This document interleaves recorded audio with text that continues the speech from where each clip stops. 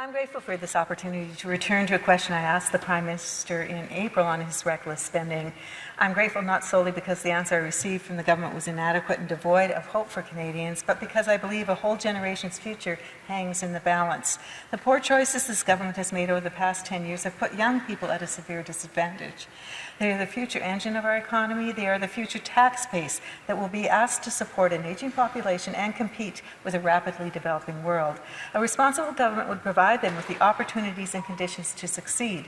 A responsible government, as it stands, however, we do not have. We have a federal Liberal government that has failed to meet the moment. This is a matter that I believe should command the concern of absolutely every parliamentarian.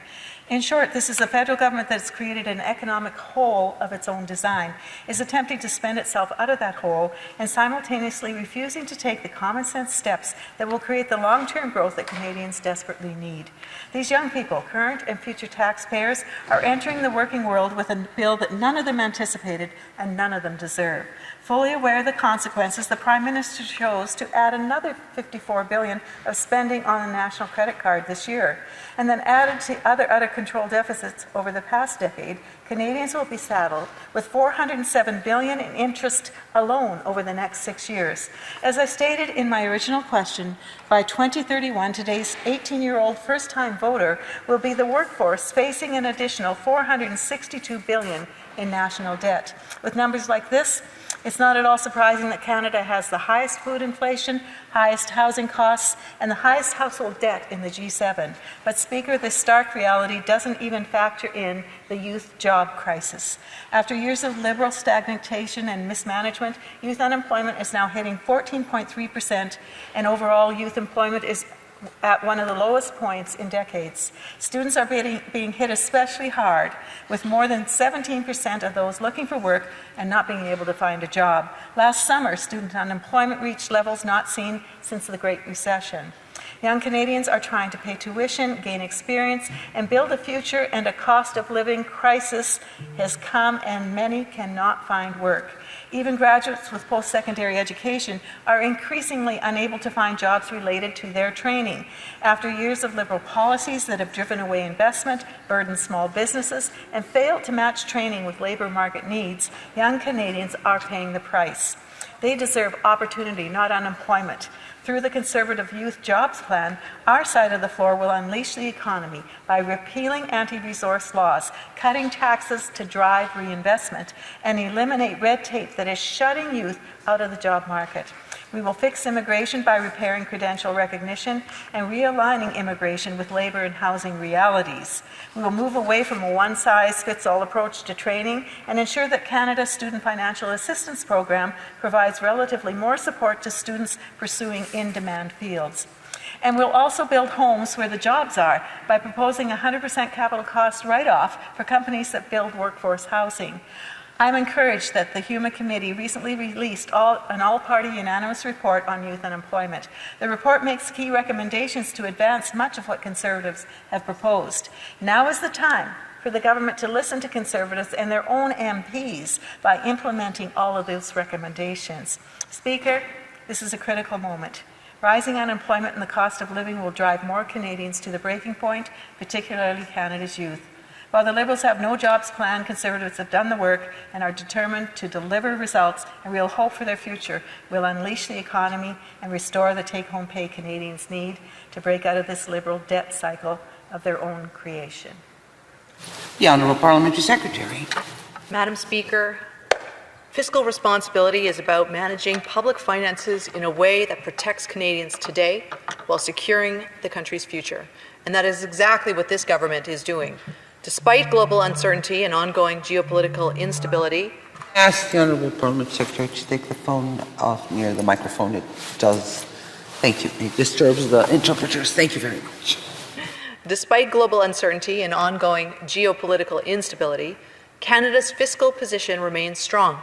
The 2026 Spring Economic Update confirms that our fiscal outlook has improved, not deteriorated. Deficits are declining over the medium term, and the government remains firmly committed to a declining federal deficit to GDP ratio. As a whole, Canada also continues to have one of the strongest fiscal positions in the G7, with the lowest net debt to GDP ratio and the second lowest deficit to GDP ratio. That strong position is not accidental. It is the result of a government that is committed to making responsible, disciplined choices. That means spending less on government operations, cutting waste, and ensuring public funds are used where they can deliver the greatest impact. By managing costs carefully, we are creating the fiscal room to invest more in the things that truly matter: supporting workers, helping businesses grow, and building the nation-building infrastructure our economy depends on. Madam Speaker, fiscal responsibility also means not fueling inflation. Inflation has remained within the target range for 28 consecutive months, and we want to maintain the right conditions to keep it there. That's why the government is focused on improving supply, especially housing supply, and providing real targeted affordability relief without compromising economic stability.